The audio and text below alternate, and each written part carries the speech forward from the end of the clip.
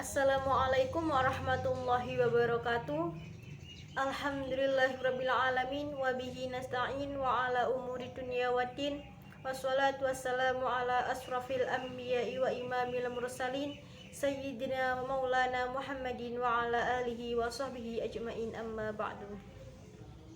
Yang terhormat Bapak Muhammad Sabirin MPD selaku dosen mata kuliah Administrasi Pendidikan dan juga teman-teman kelas PAI A3 yang saya banggakan. Perkenalkan, nama saya Nurul Halimah dengan NIM 201011000023. Dan di sini izinkan saya untuk sedikit menjelaskan terkait administrasi kehumasan guna memenuhi tugas mata kuliah Administrasi Pendidikan. Sebelum masuk ke materi, alangkah lebih baiknya saya jelaskan dulu terkait latar belakang. Salah satu permasalahan pendidikan yang dihadapi oleh bangsa Indonesia adalah bagaimana cara meningkatkan mutu pendidikan di setiap jenjang pendidikan agar mampu bersaing di era global. Karena sejatinya keberadaan pendidikan tidak dapat terpisah dari masyarakat. Kebijakan-kebijakan pemerintah tentang pendidikan membutuhkan pengertian dan dukungan publik.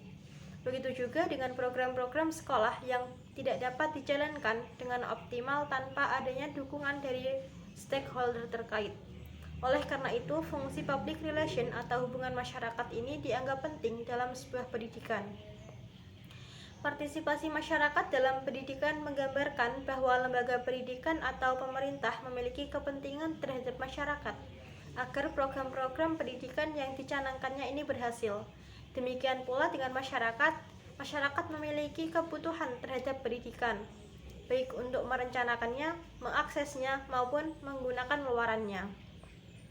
Untuk itu, partisipasi atau peran serta masyarakat sangat perlu dikelola untuk mengoptimalkan keberhasilan pembangunan di bidang pendidikan. Dan hal ini menjadi bagian tak terpisahkan dari humas pendidikan. Oleh karena itu, dalam makalah ini akan dibahas terkait administrasi kehumasan dalam pendidikan. Baik, materi yang pertama adalah pengertian administrasi humas pendidikan. Administrasi berasal dari bahasa Latin, ad yang artinya kepada dan ministro yang artinya melayani. Dalam hal ini, administrasi dapat disimpulkan yaitu administrasi merupakan pelayanan atau pengabdian terhadap subjek tertentu. Sedangkan humas ini merupakan salah satu fungsi yang sangat penting dalam pengelolaan pendidikan. Karena keberhasilan suatu lembaga pendidikan juga sangat ditentukan oleh berfungsi atau tidaknya humas pendidikan. Dalam bahasa Inggris, humas disebut dengan public relation. Oleh sebab itu, yang menjadi dasar dari humas adalah komunikasi.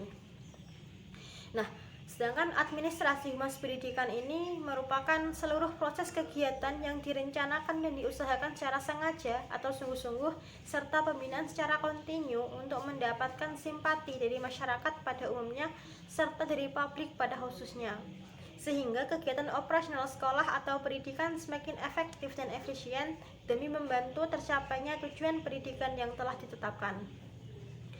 Dalam hal ini, ada perbedaan antara humas pendidikan dengan humas yang lainnya, yaitu bidang kerja humas pendidikan ini lebih berkaitan dengan urusan lembaga pendidikan, baik yang bersifat akademik maupun yang bersifat administratif. Materi selanjutnya ialah terkait jenis-jenis humas pendidikan. Nah, yang pertama, jenis-jenis humas pendidikan jika ditinjau dari formal atau tidak formal komunikasi yang digunakan. Maka humas pendidikan ini terdiri dari komunikasi formal dan komunikasi informal. Yang kedua, jenis-jenis humas pendidikan jika dilihat dari arah komunikasi. Maka humas pendidikan tersebut dapat dikelompokkan ke dalam 3 kelompok. Yang pertama, komunikasi ke atas atau bottom up, yaitu komunikasi antara bawahan ke atasan, seperti halnya bisa dalam bentuk saran atau masukan. Nah, yang kedua ini komunikasi ke bawah atau top down.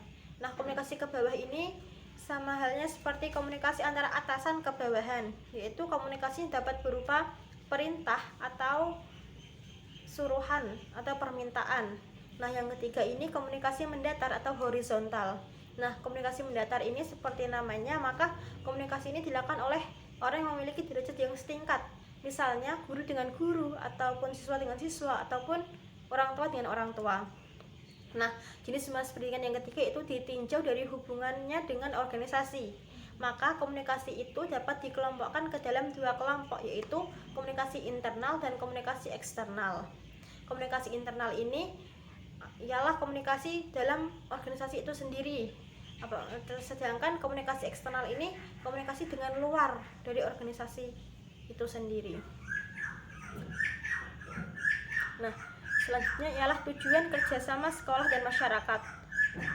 Di antaranya ialah yaitu untuk meningkatkan kualitas belajar dan pertumbuhan anak, untuk meningkatkan tujuan dan kualitas kehidupan masyarakat, untuk mengembangkan antusias atau semangat masyarakat dalam membantu kegiatan hubungan sekolah dengan masyarakat, untuk meningkatkan pemahaman masyarakat tentang tujuan serta sasaran yang ingin dicapai oleh sekolah, untuk meningkatkan pemahaman sekolah tentang keadaan dan aspirasi masyarakat tentang sekolah, untuk menumbuh kembangkan kesadaran masyarakat mengenai pentingnya peran pendidikan atau sekolah dalam pembangunan, untuk membangun dan memelihara kepercayaan masyarakat untuk dapat membantu sekolah, untuk memberikan informasi kepada masyarakat tentang tanggung jawab sekolah untuk memenuhi harapan masyarakat mengenai hal-hal yang mungkin disumbangkan sekolah terhadap kepentingan masyarakat, serta untuk mengusahakan dukungan dan bantuan dari masyarakat untuk memperoleh sumber-sumber yang diperlukan dalam rangka memenuhi dan meningkatkan keperluan sekolah.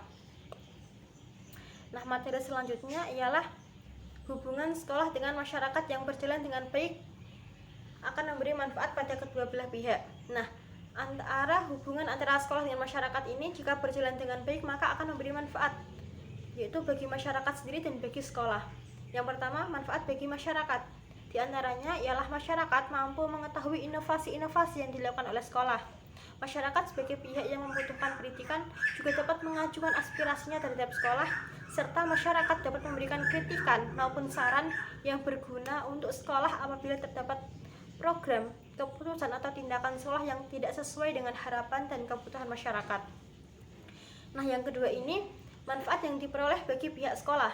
Di antaranya ialah sekolah dapat termotivasi untuk terus melakukan perbaikan baik dari segi tenaga pendidik maupun dari fasilitas pendidikan, karena sekolah mendapat penilaian dan kontrol langsung dari masyarakat.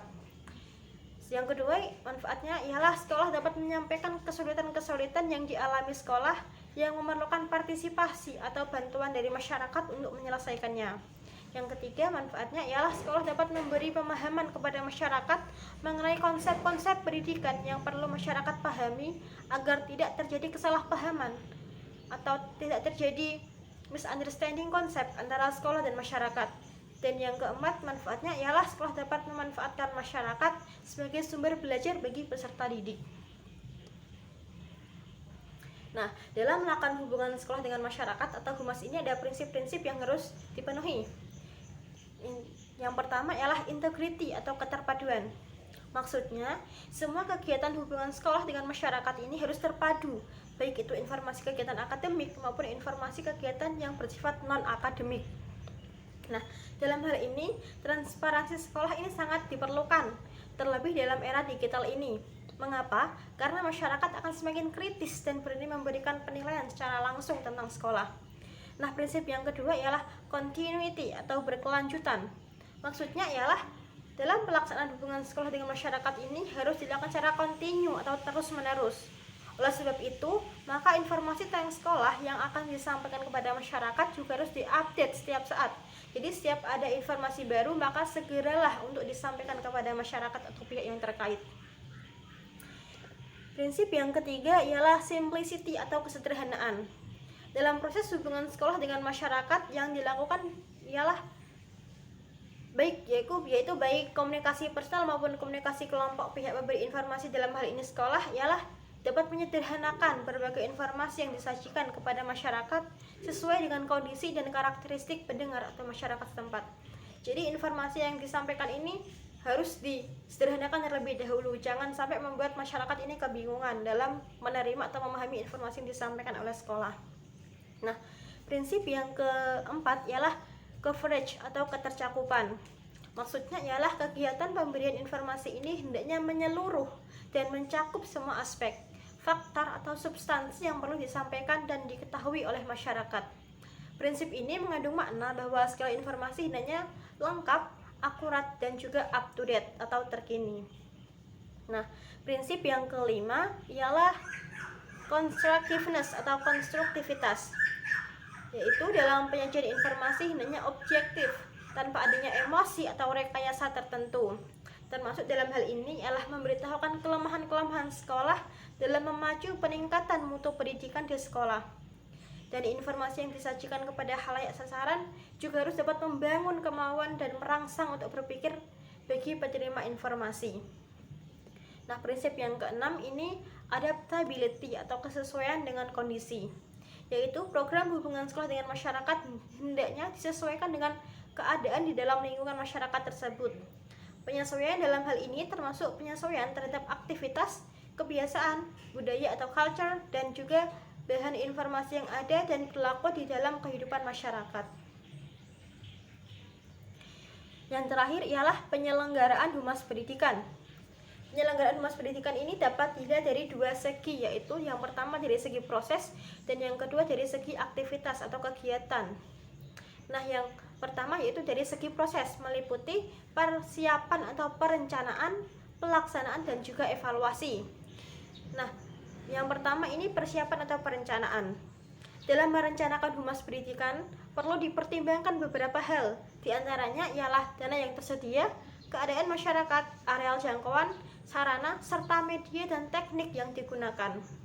Yang kedua ialah pelaksanaan, yaitu dalam pelaksanaan yang perlu diperhatikan adalah adanya koordinasi antara bagian-bagian yang terkait dalam melakukan kegiatan humas tersebut. Begitu juga dalam penggunaan waktu perlu adanya sinkronisasi dengan perencanaan yang telah dibuat. Nah, yang terakhir adalah evaluasi. Evaluasi ini dapat dilakukan untuk mengetahui efektivitas dan efisiensi usaha pencapaian tujuan yang telah ditetapkan.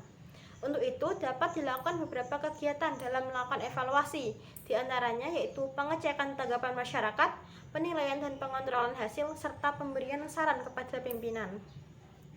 Yang kedua yaitu penyelenggaraan humas pendidikan dapat dilihat dari segi kegiatan, yaitu meliputi meneliti, merencanakan, mengkomunikasikan, dan juga mengevaluasi.